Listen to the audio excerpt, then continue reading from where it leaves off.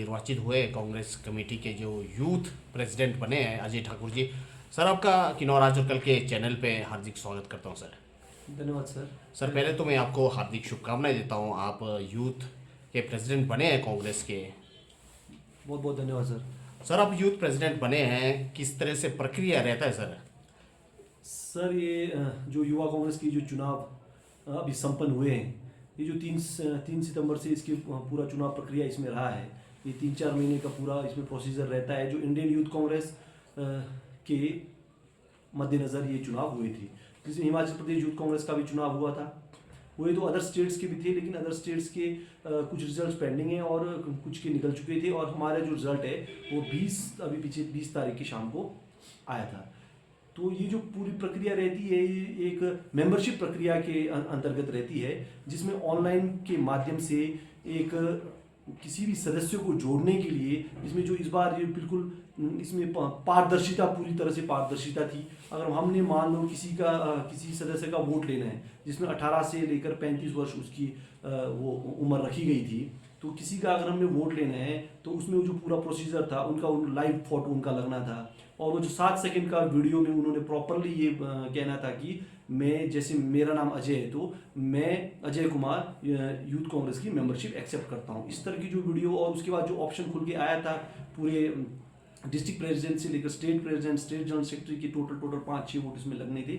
उस प्रक्रिया के अंतर्गत हम और पूरे हिमाचल प्रदेश और हमारे जिला किन्नौर के पूरे ब्लॉक अध्यक्ष है ना, और जो हमारे महासचिव है जिला के, जिला अध्यक्ष है, जिला उपाध्यक्ष है, सभी पूरी कार्यकारिणी इसमें चुनकर आई है। और इसमें ये प्रक्रिया रहता है कि जितने भी हमारे लोग, चाहे वो हमारे साथ चुनाव लड़े हो, चाहे प्रतिद्वंदी के रूप में चुनाव लड़े हो, वो सारे इसमें जो पार्टिसिपेट इन्होंने किया है उन सभी को कोई ना कोई पद, क्योंकि ये संगठनात्मक चुनाव है तो सबको दिया जाता है। और ये इस तरह से ये प्रक्रिया रही थी। सर बिल्कुल आपने सही कहा, संगठन का जो चुनाव है उसका प्रक्रिया किस तरह से रहा। यहाँ पर एक चीज़ देखने को आई सर, जो कि यहाँ पे यूथ कांग्रेस में गुटबाजी का एक आशंका जैसा हमें दिखाई देता है, क्या कहना है आपका इस पर?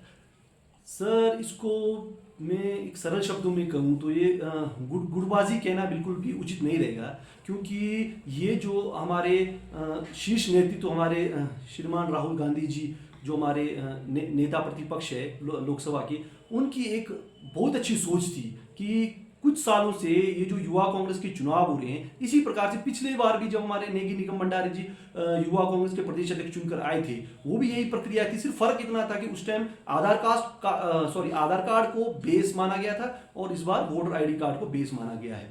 तो रही बात आप जो आप कह रहे हो कि गुटबाजी, इसे गुटबाजी नहीं कहेंगे। ये एक ऐसा है कि संगठनात्मक चुनाव है, तो इसमें ऐसा तो होगा नहीं कि कोई आम आदमी पार्टी या कोई बीजेपी या कोई अदर पार्टी इसमें पार्टिसिपेट करेंगे।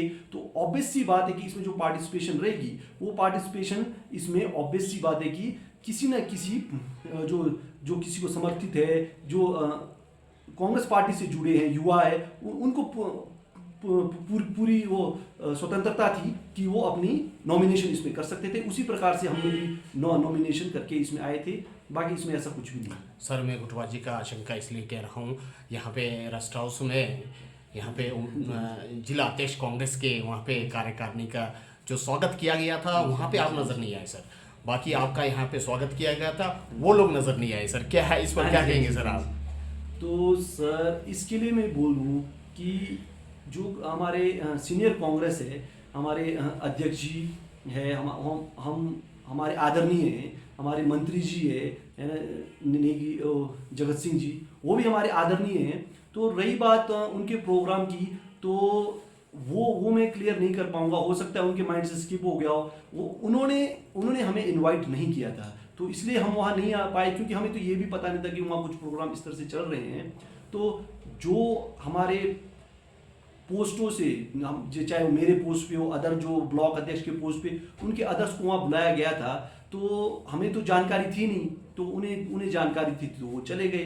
तो उसके बावजूद भी जब पिछले कल आपने हमारी प्रेस वार्ता देखी होगी मीडिया के माध्यम से, तो उस प्रेस वार्ता के अंतर्गत तो मेरा तो एक दायित्व है कि being a district president elect होकर आया हूं, तो मैं तो एक पूरे परिवार को एक साथ लेकर चलूंगा। तो मेरे साथ जो चुनाव लड़े थे, आप भली भांति उनसे परिचित होंगे, अपने शरफ नेगी भाई चुन्नू जी से, तो उनको भी मैंने पर्सनली फ़ोन करके व्हाट्सएप के माध्यम से मैसेज करके उनको पर्सनली इनवाइट किया था। और इतना ही नहीं, साथ ही हमारे जितने अदर्स हैं, चाहे हमारे वेद जी है और महिलाएं हैं, चाहे महासचिवगण हैं, उनको पर्सनली मैंने टेक्स्ट भी किया और पर्सनली मेरी बात भी हुई थी ब्लॉक अध्यक्षों से भी, चाहे पू ब्लॉक हो, निचार ब्लॉक हो और कल्पा ब्लॉक हो। कुछ एक लोगों ने सिर्फ मैसेज का रिप्लाई किया था और कुछ एक लोगों से मेरी डायरेक्ट बात हुई थी। यहाँ तक कि हमारे जो महासचिव पद पर हमारे भाई सुमित है सांगला से, वो खुद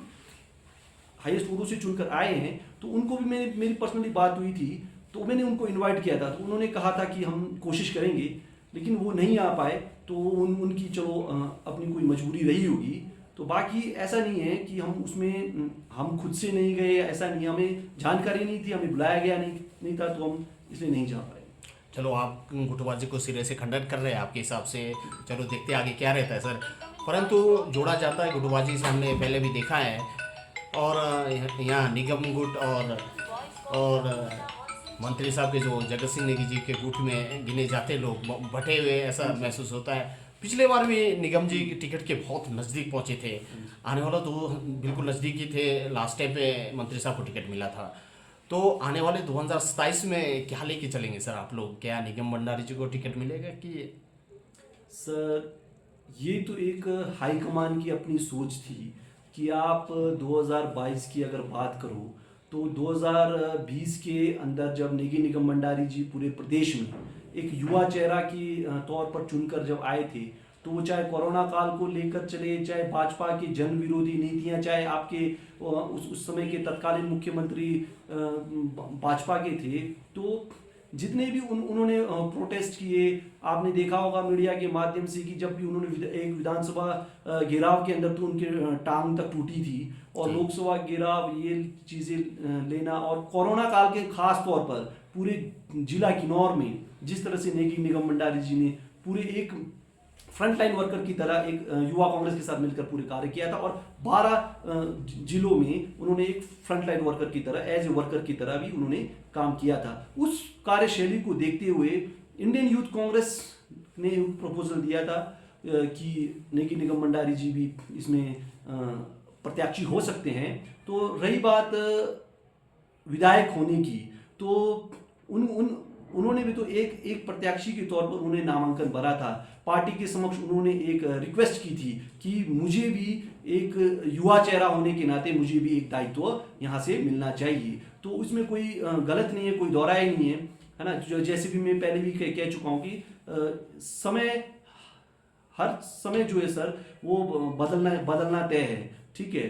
तो पहले कोई और थे, आज कोई और है, कल कोई और होगा, वो तो चलना ही है। बाकी रही बात, आप जो फ्यूचर की बात कर रहे हो कि आप कह रहे हो कि 2022 के अंदर वो प्रक्रिया के अंतर्गत उनको टिकट मिलना था लेकिन छूट गया, वो एक पार्टी का एक दायरा रहता है सर। उसमें कहीं ना कहीं युवा कांग्रेस को शीर्ष नेतृत्व ने सोचा होगा कि युवा चेहरा है, अभी इनके पास समय है ना। तो हमारे जो आदरणीय हैं जगत सिंह नेगी जी, है ना, तो उनको दरकिनार करना भी वो पॉसिबल नहीं रहा होगा, क्योंकि वो उस समय के तत्कालीन विधायक भी थे और 5 बार के विधायक हैं।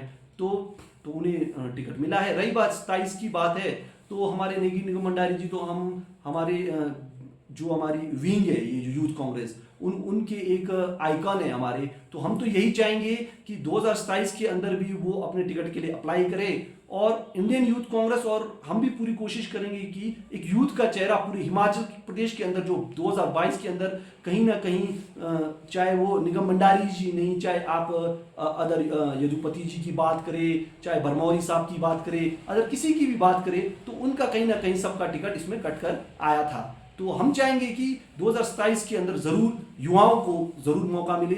अकेले नेगी निगम भंडारी जी को ही नहीं, हम चाहेंगे कि हिमाचल प्रदेश में कम से कम 2-4 सीटें इंडियन यूथ कांग्रेस के माध्यम से हाईकमान में जरूर देगी। बिल्कुल सर, अगर आप यूथ आइकॉन अगर राजनीति में किसी को मानते तो किसको मानते सर? हमारे यूथ आइकॉन तो मैंने आपको क्लियरली बताया कि हमारे नेगी निगम भंडारी जी है, मेरे तो खास तौर पर, क्योंकि जब छात्र राजनीति में आपको अपने बारे में बताऊं सर, तो छात्र राजनीति मैंने सेंटर ऑफ एक्सीलेंस इंजॉली कॉलेज से आरंभ की थी। वहाँ पे मैंने एससीए प्रेसिडेंट के रूप में पूरा पैनल जिताकर हम आए थे और मैं प्रेसिडेंट जब जीता था। तो चाहे वो नेगीज एसोसिएशन की बात करें, चाहे वो जब यूनिवर्सिटी के अंदर कोई भी प्रोग्राम होते थे, जब हम जाते थे, तो वहाँ एक नाम सुनने में आता था कि कैंपस प्रेसिडेंट उस टाइम वो एनएसयूआई के होते थे, कैंपस प्रेसिडेंट थे वो एचपीयू के अंदर। तो जब हम प्रोग्राम अटेंड करते थे तो उनके भाषण सुनते थे, उनसे मिले हम, तो हमें उस समय से लगता था कि ये एक चेहरा है जो किन्नौर का नाम यहाँ पे शिमला के अंदर पूरे राजधानी में जो कि एक नाम रोशन कर रहा है। तो उसी समय से उनसे नज़दीकियाँ बढ़ी, यारी दोस्ती बढ़ी, तो हम बहुत क्लोज आए। उसके बाद हम अपनी पढ़ाई में बिजी रहे, वो अपनी पढ़ाई में बिजी रहे।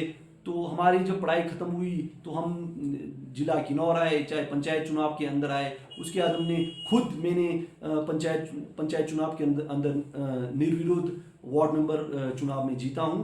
और 2012 से, आप ट्रस्ट नहीं करोगे, 2012 में मैं खुद एक स्टूडेंट होते हुए भी बीएड में करता था। उस टाइम भी मैंने कांग्रेस पार्टी यहाँ पे आकर ज्वाइन की थी जगत सिंह जी के अंदर। और उसी समय से 2012, 2017 और पूरा हमने सहयोग भी किया था। और यूथ कांग्रेस के अंदर जो हमारे पहले के हमारे अध्यक्ष रहे प्रताप नेगी जी, उनके साथ भी मैंने उस समय भी काम किया था जी। बिल्कुल सर, ये तो रही राजनीतिक चर्चा हमारे बीच हुई है। चलो एक सामाजिक मुद्दे पर आएंगे हम। तो अगर यूथ होने के नाते आप क्या बदलाव देखना चाहेंगे डेवलपमेंट की दृष्टि से हमारे किन्नौर किस तरह से होना चाहिए सर? सर ये बहुत सही कहा आपने, क्योंकि जब से मैं छात्र राजनीति के आया हूँ तो हमने तो यही सीखा है सर कि जब आप एक राजनीति में आए हो तो आपका एक मोटिव होना ज़रूरी है कि आप विकास की दृष्टि से कार्य कर रहे हो या फिर आप सरकार में हो नहीं हो। ये मोटिव नहीं है कि सरकार में रहना या नहीं रहना। अगर आप चाहे विपक्ष में हो, चाहे पक्ष में हो, चाहे आपके पास पावर है चाहे नहीं है, तो ये जो है ये विकास की दृष्टि से हम इसको देख रहे हैं। किन्नौर के बहुत से गांव अभी भी ऐसे हैं जहां अभी सड़क सुविधा तक नहीं। मैं अपने गांव ग्राम बटूरी की बात करूं तो वहां पर 2011 से वाया बुआ की ओर से रोड का कार्य शुरू हुआ था, तो वो आधा अधूरा रहा है। तो उसके बाद हमने जो ये रोड खोला है वो मतलब कंप्लीट नहीं है और ना ही पीडब्ल्यूडी के अंदर वो पूरा रोड आता है। ऐसे ही बहुत से ऐसे सड़कें हैं जो कंप्लीट नहीं है। अगर हम यूथ की बात करें तो यहाँ पे भी आपको मैं बताऊँ, चाहे स्पोर्ट्स की दृष्टि से देखो, चाहे आप खास तौर पर मैं बताऊँ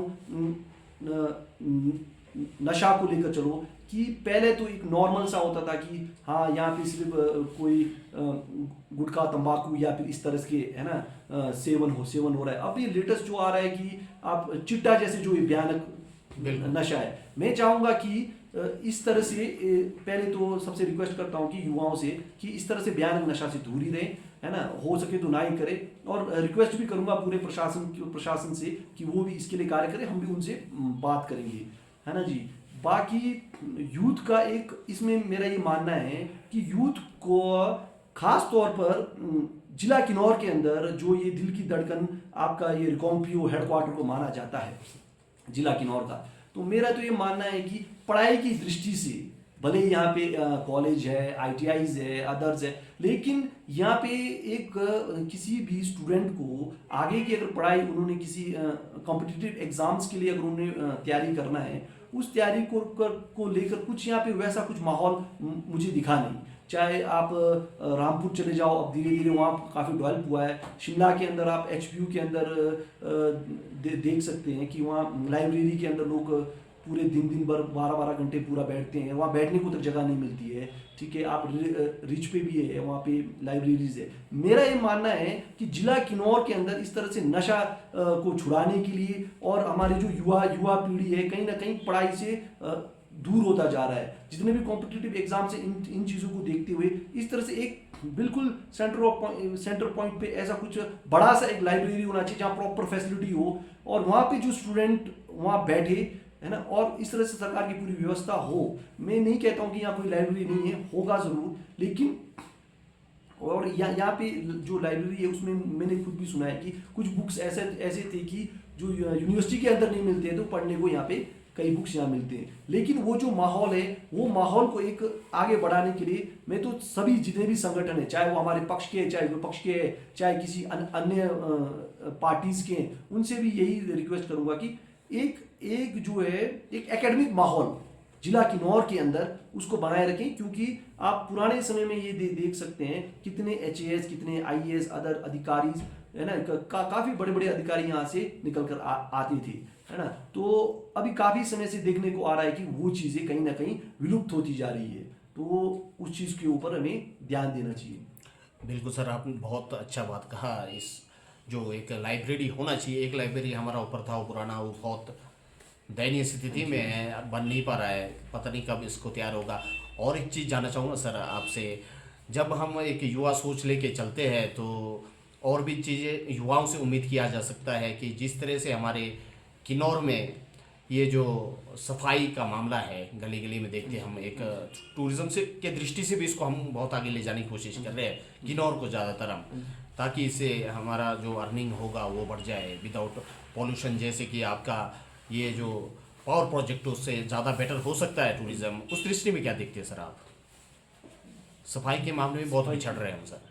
ये बिल्कुल सही कहा आपने। मैं खुद 2-4 सालों से यहाँ रिकॉम्पियो के अंदर मैं खुद देख रहा हूँ कि साड़ा काम तो कर रही है, साड़ा के अंतर्गत सफाई अभियान चल रहा है, लेकिन ये जो पूरा कूड़ा डोर टू डोर उठाया जा रहा है साड़ा के माध्यम से, जहाँ तक हमने देखा है कि इस पूरे कूड़ा को उठाकर जा के नीचे आपके सतलुज के ऊपर, ये आपका पौरी से ये जो NH5 के आसपास वहाँ पे फेंका जा रहा है और वहाँ जलाया जा रहा है, जो बिल्कुल गलत है। तो इस तरह से चाहे आप गांव-गांव की बात करें, जहाँ पे भी आपके यूथ के संगठन बने, चाहे क्लब है, चाहे अदर संगठन है, उनको दायित्व उठाकर इसमें कार्य करना चाहिए। इसका मैं आपको एक एग्जांपल दूंगा। आपने लेटेस्ट अभी कुछ 15 दिन पहले की बात है कि मेरा खुद पंचायत है, ग्राम पंचायत सापनी, वहाँ का एक स्पोर्ट्स क्लब है जी, है ना। उस क्लब के अंतर्गत वो हमारे साथी है, उसमें कपूर जी वगैरह है, अदर दीपक वगैरह,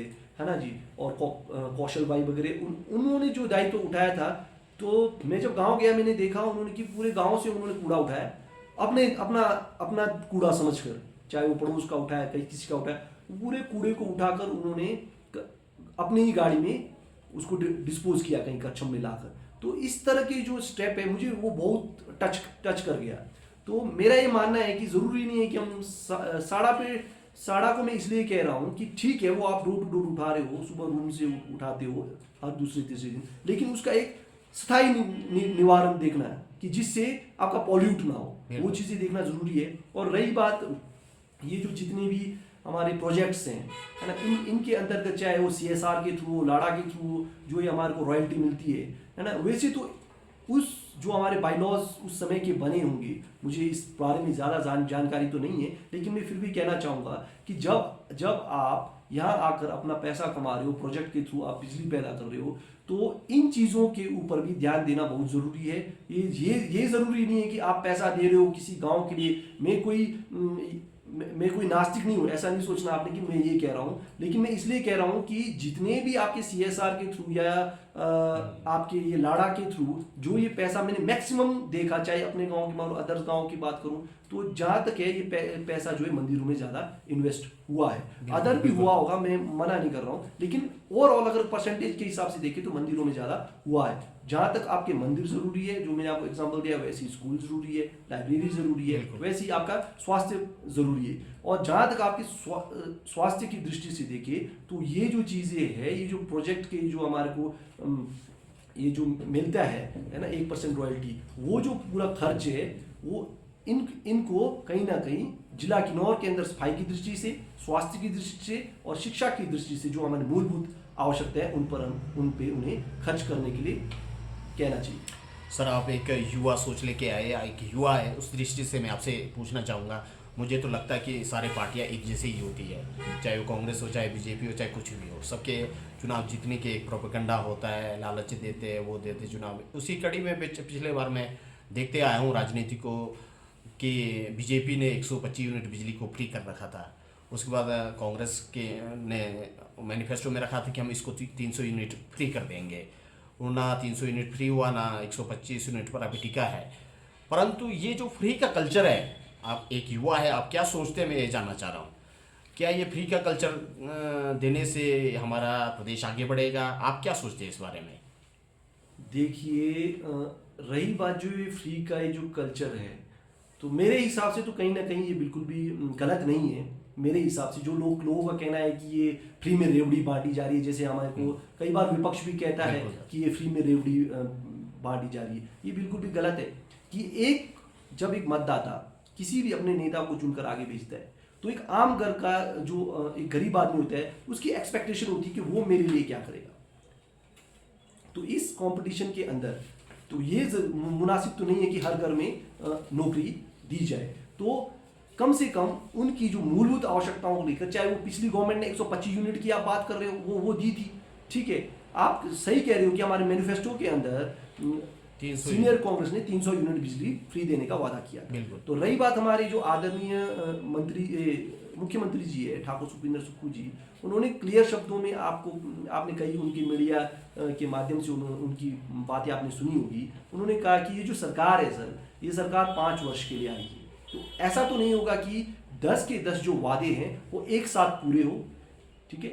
ये जो है व्यवस्था परिवर्तन को एक लेकर हमारे सुक्खू जी की अपनी एक सोच है। जो ये जो व्यवस्था जो परिवर्तन है वो step by step, her step पे वो करेंगे। उन्होंने कहा कि 5 वर्ष के लिए हम चुनकर आए हैं, तो वो भी आपको बहुत जल्द पूरा होता हुआ दिखेगा। और रही बात 125 यूनिट की, कि वो तो अभी एज इट इज वैसे भी चल ही रहा है। और ये जो फ्री व्यवस्था जो आप कह रहे हो, ये बिल्कुल भी गलत नहीं है, क्योंकि ये जो हमारा पैसा है, ये हमारे टैक्स का, चाहे हमारा हो, आपका हो, सभी लोगों के, एक गरीब से लेकर अमीर जितने भी लोग हैं, सरकार को अपना टैक्स कहीं ना कहीं, आपके एक टूथब्रश से लेकर, एक टूथपेस्ट से लेकर, आप जितना भी सामान, लग्जरी सामान जो भी खरीदते हो, उसमें आपका टैक्स जाता है जो गवर्नमेंट को जाता है।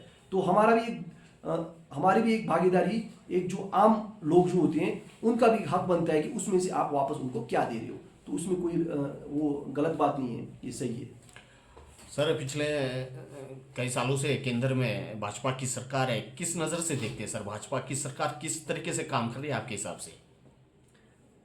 भाजपा की सरकार सेंटर में जब से आई है, तो आप देख सकते हैं कि यहाँ पे एक ये जो मोटिव लेके आई है कि हम संघ की पूरी विचारधारा को ये आगे लेकर चलिए। उस संघ की विचारधारा को आगे लेकर चलिए जिसमें सिर्फ हिंदू धर्म को बढ़ावा दिया जा रहा है, केवल हिंदू धर्म को। हम खुद हिंदू है, आप हिंदू हो, ठीक है। पूरा हमें कहा जाता है कि आप हिंदू विरोधी हो, ऐसा थोड़ी हो सकता है। तो रही बात बीजेपी की, वो एक पूरे संघ के हिसाब से, आरएसएस के हिसाब से, आरएसएस के इशारों पे पूरी तरह से काम कर रही है, जो बिल्कुल गलत है। और रही बात आपके जो कह रहे हो आप, पिछली सरकार में ही सेंट्रल गवर्नमेंट ने ये 3 कानून, जो 3 काले कानून, कृषि कानून जो लाए थे, वो 3 उसे काले कानूनों के रूप में उसको गिना जाता है। और कहीं ना कहीं अगर उनकी विचारधारा सही होती, अगर वो एक आम व्यक्तियों के लिए, आम लोगों के लिए उनके सोच होती, तो वो जो काले कानून उन्होंने लाए थे, जिसका विरोध पूरे देश में हुआ था और कई किसानों ने अपने जान की आहुति तक इसमें दी थी, तो मेरा मानना है कि अगर वो सही था तो वो उनको वापस लेना पड़ा। वो क्यों लेना पड़ा? क्योंकि उन्हें एनालाइज हुआ कि ये जो हमने काले कानून लाए हैं बिल्कुल गलत है, और इसको हम समय पर वापस नहीं करेंगे तो हमारी सरकार यहाँ से जाती हुई दिख रही थी उनको। तो उन्होंने समय पर वापस किया, और उसका एक रिजल्ट आपने अभी देखा होगा कि जहां आप 400 पार की बात कर रहे थे, वही 400 पार अभी हाल ही में हुए लोकसभा चुनाव 2024 के अंदर वो 400 पार नहीं दिखा। वो तो गनीमत रही कि जैसे तैसे सरकार बन गई है कि नहीं है। तो मेरे कहने का तात्पर्य ये है कि इनकी जो एक दूरगामी सोच मुझे नहीं लगती है। ये बिल्कुल आरएसएस के विचारधारा के ऊपर काम कर रही है, बिल्कुल संघ की विचारधारा के ऊपर काम कर रही है। और खासकर युवाओं के लिए चाहे नौकरी देने की बात हो, जो उन्होंने अपने मैनिफेस्टो में लाया था पिछले गवर्नमेंट में ही, अभी नई सरकार आई है, अभी नए मैनिफेस्टो को तो मैं कह भी नहीं रहा हूँ, पिछले मैनिफेस्टो के अंदर भी उन्होंने अपने जो ये वादे वो पूरे नहीं कर पाई। सर, सुख की सरकार हिमाचल प्रदेश में बनी है, तो हिमाचल प्रदेश में बजट की बहुत कमी दिखाई दे रही है, आपका क्या कहना है इस पर? सर इसमें मैं कहना चाहूँगा, हमारे हिसाब से तो ये जो ठाकुर सुखविंदर सिंह सुक्खू जी की जो गवर्नमेंट जब 2022 में चुनकर आई थी, तो आप भली भांति परिचित हो कि उस समय ही, मैं नहीं कहता हूँ कि पिछली गवर्नमेंट की वजह से ही इतना आर्थिक बोझ नई सरकार के ऊपर आई थी, मैं ये नहीं कहूँगा। ये काफ़ी समय से 10-15 साल पीछे ले चलूँ तो उसी समय से ही ये जो आर्थिक बोझ है दिन प्रतिदिन साल दर साल ये बढ़ता जा रहा था। तो इसमें क्या हुआ कि पिछली गवर्नमेंट के अंदर जहां आपके सेंट्रल गवर्नमेंट है, वो अभी वर्तमान जो कांग्रेस की सरकार है उसके साथ क्या है, वो बजट अलॉट नहीं कर रही है। पिछली गवर्नमेंट के समय वो उनको बजट भी अलॉट करते थे, है कि नहीं है।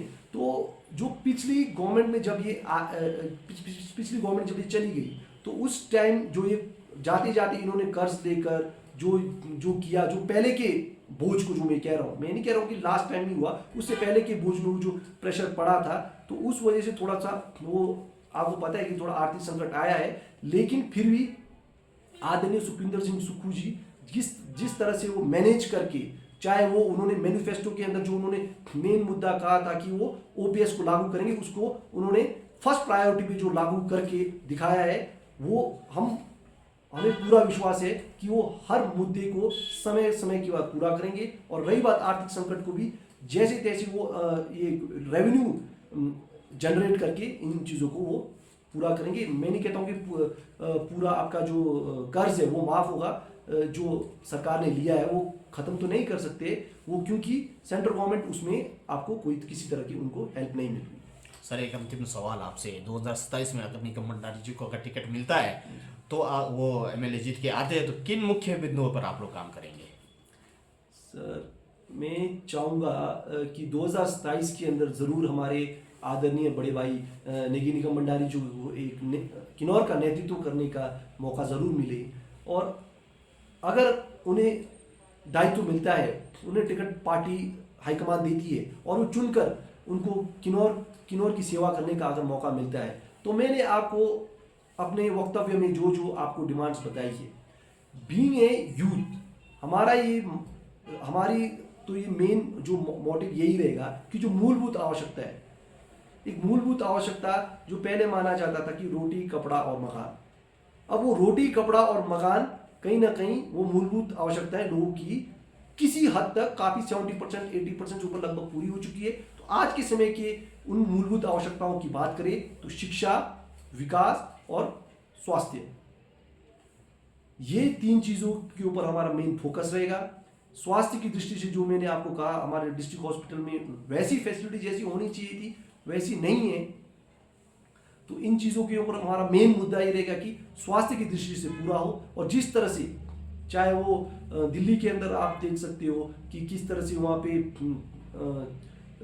स्वास्थ्य की दृष्टि से किस तरह से काम हुआ है, और आपके एजुकेशन में किस तरह से वहाँ क्या बोलते हैं, सरकारी स्कूलों में किस तरह से वहाँ डेवलप हुआ है। तो मेरा ये मानना है कि जो शिक्षा के क्षेत्र में और स्वास्थ्य के क्षेत्र में सबसे ज़्यादा काम करने की ज़रूरत जिला किन्नौर के अंदर है, क्योंकि आपने अभी देखा होगा जबकि स्कूल बंद करने की जब नौबत इसलिए आई थी क्योंकि आप मानो ना मानो शिक्षा के अंदर आप प्राथमिक स्कूलों में खास तौर पर देखो तो मैं नहीं कहता हूँ कि उन जो दूसरे देश से आए हमारे जो कार्य करने वाले नेपाली वर्कर्स है, या हमारे ही देश के जो बिहार और यूपी से जो हमारे मजदूर भाई आते हैं, उनके बच्चों को पढ़ने का अधिकार नहीं, मैं ये नहीं कहना चाहता कि वो है, लेकिन कहने का मेरा तात्पर्य ये है कि जब किन्नौर के अंदर शिक्षा की दृष्टि से जो विद्यालय, जो स्कूल जो है वो खोले गए, तो कहीं ना कहीं इसको हम नकार नहीं सकते हैं कि प्राथमिक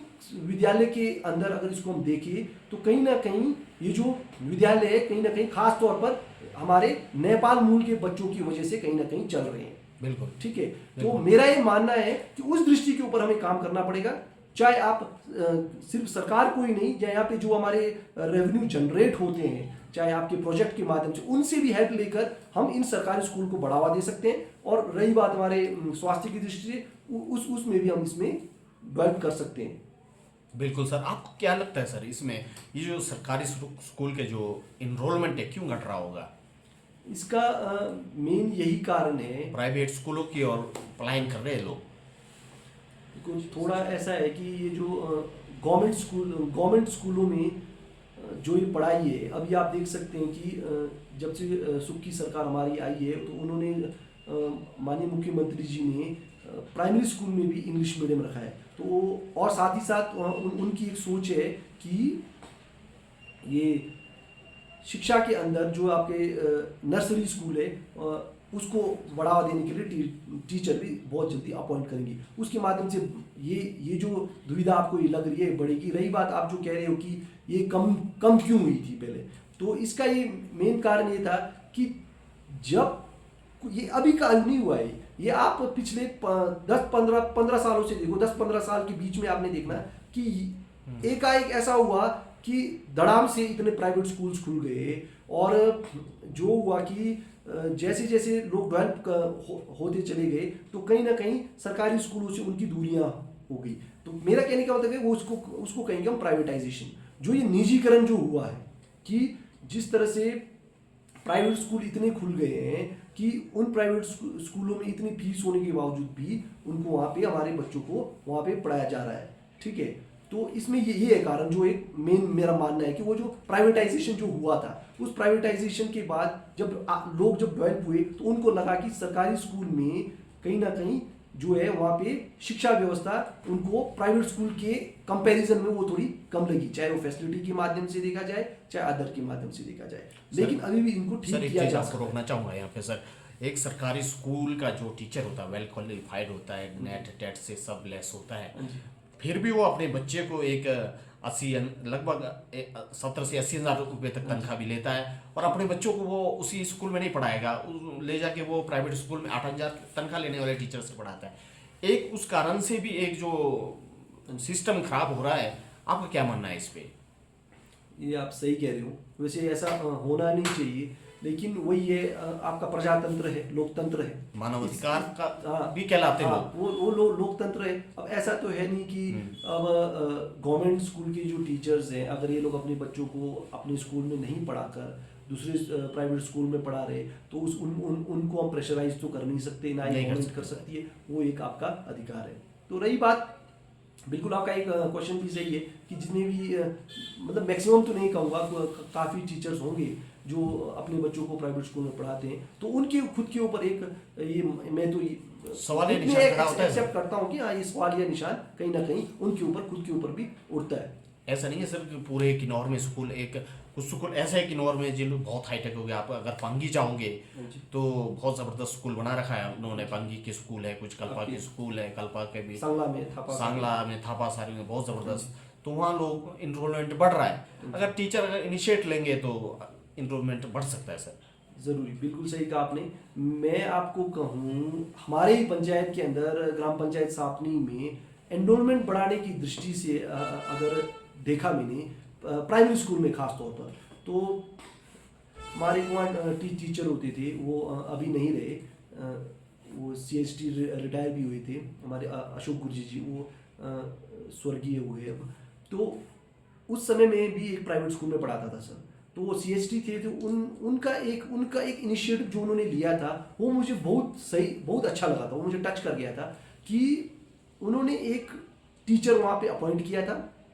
मतलब जो आप बोल रहे हो ना कि स्टूडेंट्स वो बढ़ाने के लिए उन्होंने इनिशिएट लिया था कि आपका नर्सरी का टीचर वहाँ पे अपॉइंट किया था। और वहाँ जो 3-4 जो अदर टीचर्स होते थे नियर बाई गाँव के, उन्होंने अपनी सैलरी से पैसा इकट्ठा करके उस टीचर को देते थे और वहाँ पे उन्होंने स्ट्रेंथ बढ़ाना शुरू किया था। वो जो प्रोसीजर अभी भी चला है और अभी भी वहाँ पे एक हमारी मैम है, वो हमारे साथ ही प्राइवेट स्कूल में पहले पढ़ाती थी, विदुषी मैम। तो वो जो मैम है अभी भी वहाँ पे फ्री ऑफ कॉस्ट अभी भी वहाँ अपनी सेवाएं दे रहे, फ्री ऑफ कॉस्ट।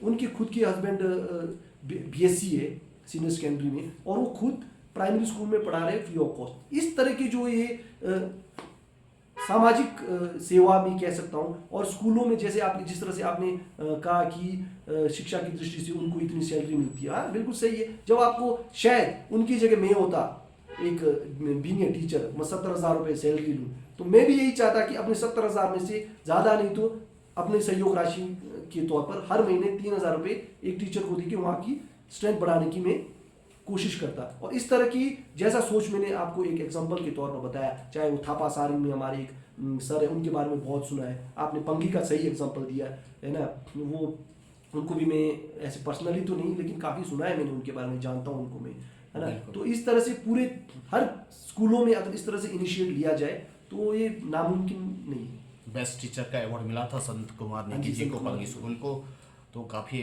कभी विजिट करिए आप लोग भी, देखिए ऐसा मॉडल बन सकता है और भी जगह। सर और किन्नौर वासियों को कुछ कहना चाहे आप? बस मैं पूरे किन्नौर वासियों से यही कहना चाहूँगा कि एक जो ये हमारा ये जो ट्राइबल ये जो क्षेत्र है, यहाँ पे हमें सर्वप्रथम तो अपनी संस्कृति को संजो कर रखना है और संस्कृति के साथ साथ विकास की दृष्टि से भी हमने उसको देखना है, भाईचारा को जिंदा रखना है, एक किन्नौरी भाईचारा को हमने कहीं ना कहीं जिंदा रखना है। बाकी मनमुटाव कई चीज़ें हो, उन चीज़ों को दूर रख के हमें कभी ना कभी जब भी कभी किन्नौर में जब भी बात आएगी कि यहाँ नुकसान हो रहा है या प्रोजेक्टों की उससे नुकसान हो रहा है, वहाँ हमें कोई संगठन को नहीं देखना पड़ेगा, कोई कांग्रेस बीजेपी नहीं देखना पड़ेगा, वहाँ एक साथ एकजुट होकर इन मुद्दों पर हमें खड़े होने की ज़रूरत है। और तमाम ये जितने भी मैंने कहे, चाहे वो शिक्षा की दृष्टि से हो, स्वास्थ्य की दृष्टि से हो, विकास की दृष्टि से हो, उन चीज़ों पर हमें कार्य करने की ज़रूरत है। धन्यवाद सर, आपने महत्वपूर्ण जानकारी दिया। पुनः एक बार मैं आपको हार्दिक शुभकामनाएं। आप यूथ कांग्रेस के प्रेसिडेंट बने, आशा करता हूँ आप बढ़िया से आगे जाके काम करेंगे देश हित के लिए, किन्नौर हित के लिए, प्रदेश हित के लिए। बहुत बहुत धन्यवाद सर। Thank you sir.